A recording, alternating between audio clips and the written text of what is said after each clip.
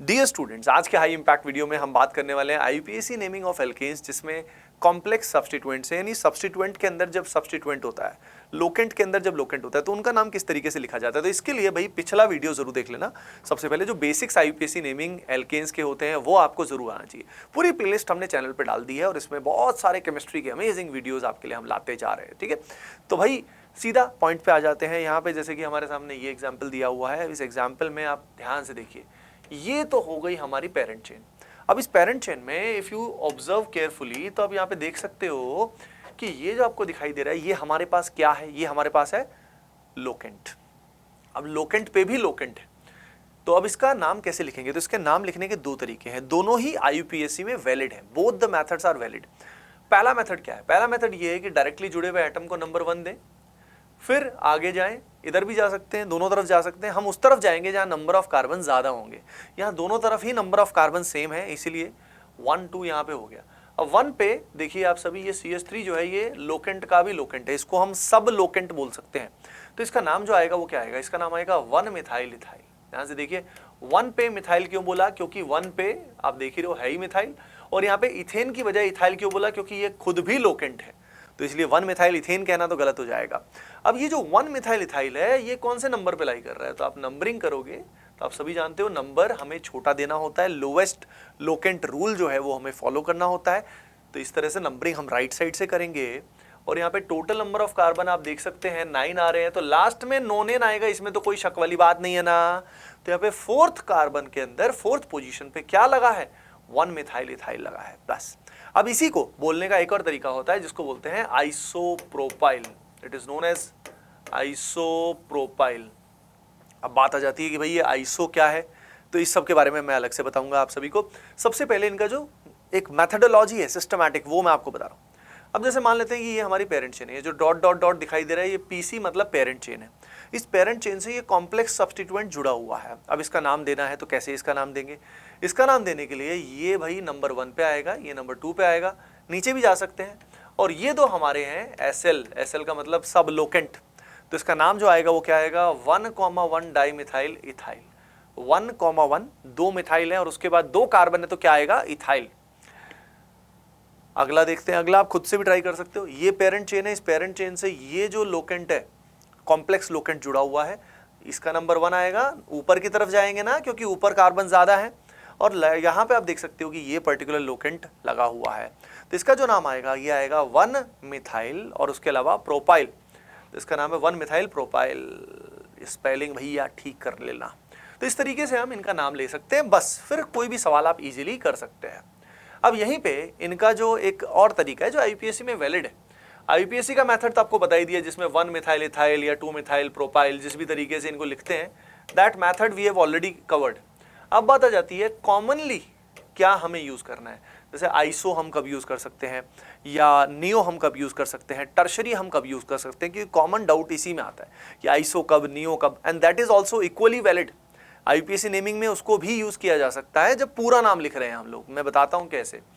जैसे कि यहाँ पे आइसो की बात करते हैं, तो आइसो में अगर हम देखें तो यहाँ पे हमारे पास है CH3 और CH इस तरीके से, और ये हमारी पेरेंट चेन है। This is our parent chain, ठीक। सिमिलरली यहाँ पे भी हमारे पास ये पेरेंट चेन है। अब उस पेरेंट चेन में जो आइसो ग्रुप होता है वो क्या होता है? तो आइसो का मतलब वैसे तो होता है सिमिलर। यहाँ पे आप देख सकते हैं ये जो पर्टिकुलर कार्बन आपको दिखाई दे रहा है, ये जो पर्टिकुलर कार्बन है, इस पे 2 मिथाइल जुड़े हैं। तो जब एक कार्बन पे 2 मिथाइल जुड़े हैं, ये सबसे छोटा आइसो ग्रुप कहलाया जाता है।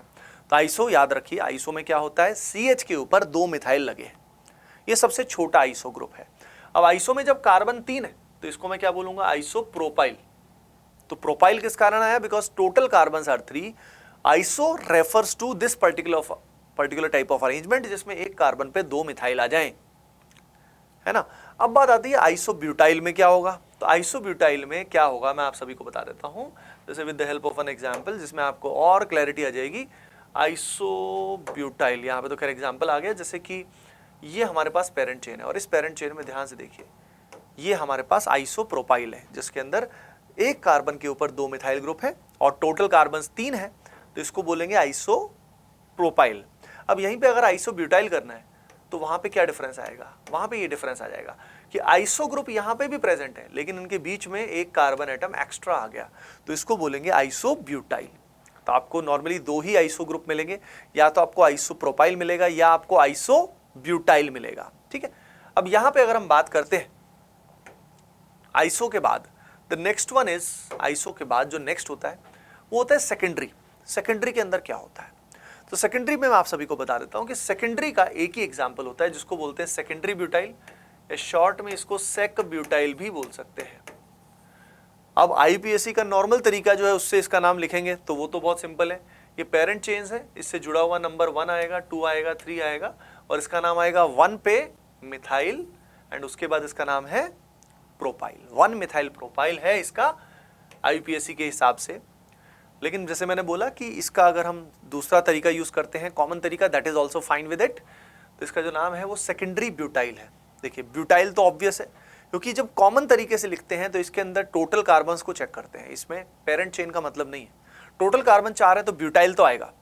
सेकेंडरी इसको क्यों बोला गया? सेकेंडरी इसको इसलिए बोला गया क्योंकि ये जो कार्बन है इसका डिग्री जो है बेटा वो 2 डिग्री है, पेरेंट चेन को कंसिडर नहीं कर रहे, इसका डिग्री 2 होने की वजह से इसको सेकेंडरी बोला जाता है। सेकेंडरी ब्यूटाइल के अलावा सेकेंडरी पेंटाइल, हेक्साइल एग्जिस्ट ही नहीं करते, तो इसलिए सेकेंडरी का यही एग्जाम्पल है जो अपने दिमाग में हमेशा होना चाहिए, जिसमें एक कार्बन पे मिथाइल भी प्रेजेंट है और उसी कार्बन पे इथाइल भी प्रेजेंट है। इससे हमेशा दिमाग में आपके क्या आएगा? दिमाग में आपके रहेगा सेकेंडरी ग्रुप क्या होता है। सेकेंडरी के बाद the next one which is very important is tertiary. Tertiary में बस इसी का थोड़ा सा डिफरेंट वर्जन है, जिसमें जो कार्बन के ऊपर 3 मिथाइल लगे बेटा, ये कार्बन का डिग्री 3 है और इसको बोलेंगे टर्शरी। और यहाँ पे ब्यूटाइल क्यों आएगा वो तो अंडरस्टूड है, क्योंकि यहाँ पे नंबर ऑफ कार्बन कितने आ रहे हैं? 4 आ रहे हैं। तो टर्शरी ब्यूटाइल में समझ में आया क्या होता है? एक ही कार्बन पे 3 मिथाइल। तो मैं रिपीट कराता हूं, आइसो ग्रुप में क्या होता है? एक ही कार्बन पे 2 मिथाइल होते हैं। सेकेंडरी के अंदर क्या होता है? एक कार्बन पे मिथाइल और उसके अलावा इथाइल भी होता है। उसके अलावा अगर हम बात करें यहाँ पे टर्शरी के अंदर क्या होता है? एक ही कार्बन पे 3 मिथाइल होते हैं। अंडरस्टूड? तो that is how it is to be done. तो टर्शरी ब्यूटाइल इसका नाम है। अब यहाँ पे एक और टर्म होता है नियोपेंटाइल। पेंटाइल तो समझ में आ जाएगा। यहाँ पे देखो, यहाँ पे टोटल कार्बन आप चेक करोगे तो 5 आएंगे, 5 आएंगे, 1 2 3 4 5 कार्बन है, तो पेंटाइल इज फाइन। नियो का मतलब वैसे तो होता है नया। तो अगर हम इसमें देखें नियो और टर्शरी में डिफरेंस देखिए, डिफरेंस है ये पर्टिकुलर कार्बन का, ये CH2 ग्रुप का, बस। तो नियो को पहचानना इज वेरी इजी। नियो में और टर्शरी में बस एक कार्बन का डिफरेंस है। टर्शरी और पेरेंट चेन के बीच में एक कार्बन आ जाए तो उसको नियो बोला जाता है। अब बात करते हैं कि भाई ये जो है जब तक अप्लाई नहीं करोगे समझ में नहीं आएगा। जब तक हम अप्लाई नहीं करेंगे it will never be understood. तो अप्लाई करके देखते हैं, ठीक है। और सीधा मैं कॉमन वाला तरीका मेनली आपको बताता हूं, क्योंकि जो कॉमन वाला तरीका है इससे नॉर्मली क्वेश्चन जो है वो हो जाते हैं, और क्वेश्चन जो आते हैं एग्जाम में नॉर्मली कॉमन वाले मेथड से ही आते हैं। आईपीएससी वाला तो मैंने आपको ऑलरेडी बता दिया। जैसे कि ये हमारे सामने एग्जाम्पल है, अगर हम इस एग्जाम्पल की बात करें तो यहाँ पे हमारे पास नंबर ऑफ कार्बन 1 2 3 4 5 6 7, ये फिर से पता नहीं इनने 2 कार्बन क्यों नहीं लगाए। तो ये हमारे पास चेन है, ठीक है। अब इस चेन में देखिए जो पेरेंट चेन है उसका नाम तो बहुत ही सिंपल है। उस पेरेंट के चेन के नाम में क्या आएगा? नोनेन आएगा, क्योंकि यहाँ पे टोटल कार्बन कितने आ रहे हैं? 9 कार्बन पेरेंट चेन में है तो नोनेन तो आएगा। नंबरिंग में भी कोई दिक्कत नहीं है, हम इधर से नंबरिंग करेंगे क्योंकि हमें छोटा नंबर मिल रहा है, तो numbering is also not an issue. बचा सिर्फ और सिर्फ क्या बचा? हमारे पास यहाँ पे जो हमारे लोकेंट्स हैं उनका नाम। अब आप ही बताओ 3 पे जो नाम लिखा है वो क्या है? 3 पे नाम लिखा है इथाइल, और 5 पे अगर हम देखें तो 5 पे नाम क्या लिखा है? 5 पे लिखा है हमारे पास, ध्यान से देखिए, एक ही कार्बन पे 2 मिथाइल, तो इसको बोलेंगे आइसोप्रोपाइल। बस अब हम इनको अल्फाबेटिकली अरेंज कर देंगे, ठीक है। तो अल्फाबेटिकली इथाइल जो है इसका ई पहले आएगा तो इसको बोलेंगे पहले 3 इथाइल, फिर 5 पे आएगा isopropyl and the answer is नोनेन। तो ये इसका आंसर आ गया। ध्यान रखिए आइसोप्रोपाइल का हमें आई अल्फाबेटिकल में कंसिडर करना है और इथाइल का ई हमें कंसिडर करना है। यहां पे अगर मैं बात करूं तो एक ध्यान रखना है हमें कि आइसो और नियो जो होता है इनके आई को और एन को हम अल्फाबेटिकल में कंसिडर करते हैं, they are considered for alphabetical sequencing. लेकिन यहीं पे अगर हमारे पास आ जाए डाई, ट्राई, टेट्रा, या हमारे पास सेकेंडरी आ जाए या हमारे पास टर्शरी आ जाए, इन सब में हम अल्फाबेटिकल में इन सब को कंसिडर नहीं करते हैं। So di, tri, tetra etcetera, secondary, tertiary, they are not considered for alphabetical sequencing. समझ रहे हो, ये अपने को ध्यान रखना बहुत बहुत जरूरी है। अब जैसे ये पर्टिकुलर एग्जाम्पल है, अगर इस एग्जाम्पल को हमें करना है तो यहाँ पे आई थिंक एक पर्टिकुलर जो 1 2 3 4 यहाँ पे एक जमूरा छोड़ा हुआ है उसको मैं बना देता हूँ, ठीक है। अब इसको आप सभी के सभी एक बार खुद से सोचिए, खुद से देखिए कैसे करोगे इसको, खुद से ट्राई करिए, दिमाग लगाइए इसमें क्या होगा, व्हाट विल हैपन, ठीक है। बहुत ही आसान है। एक बार वीडियो को पॉज करें, ट्राई करें इस पर्टिकुलर सवाल को, ट्राई करें इस पर्टिकुलर सवाल को।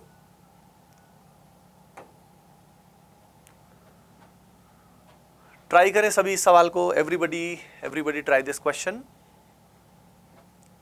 हाँ जी, देखो इस पर्टिकुलर सवाल में अगर देखें तो पेरेंट चेन तो हम सभी को दिखाई दे रही है। इस पेरेंट चेन में नंबर ऑफ कार्बन कितना आ रहा है, 1 2 3 4 5 6 7 8 9 10 11। 11 जब होता है तो उसको बोलते हैं अनडेकेन। डेकेन मतलब 10, अन मतलब 1, तो 1 + 10 कितना हो गया, 11। तो लास्ट में आएगा अनडेकेन, अनडेकेन, ठीक है।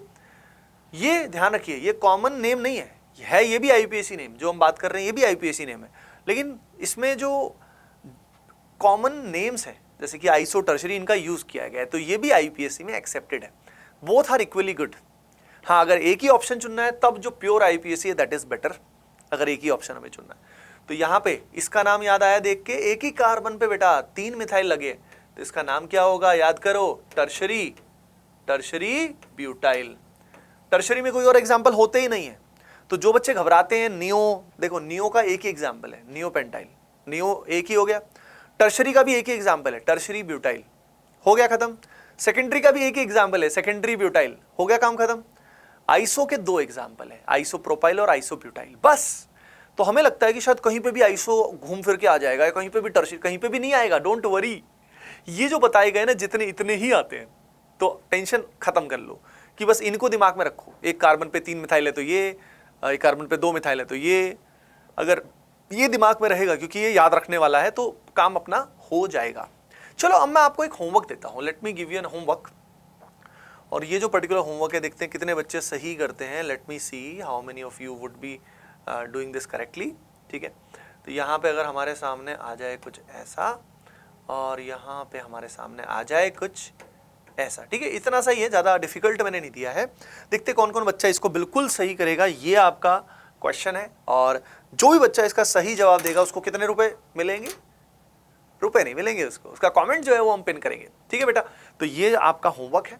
और कॉम्प्लेक्स सब्स्टिट्यूएंट्स में it's about more and more practice. जितना प्रैक्टिस करोगे उतना आपको आइसो, नियो, टर्शरी, उतना आपको फंडा क्लियर हो जाएगा। ओके बच्चों, सो होपिंग दैट ये वीडियो आपके लिए हेल्पफुल जरूर रहा होगा। मिलते हैं next particular high impact video में। Bye bye, take care and keep doing well, love you all.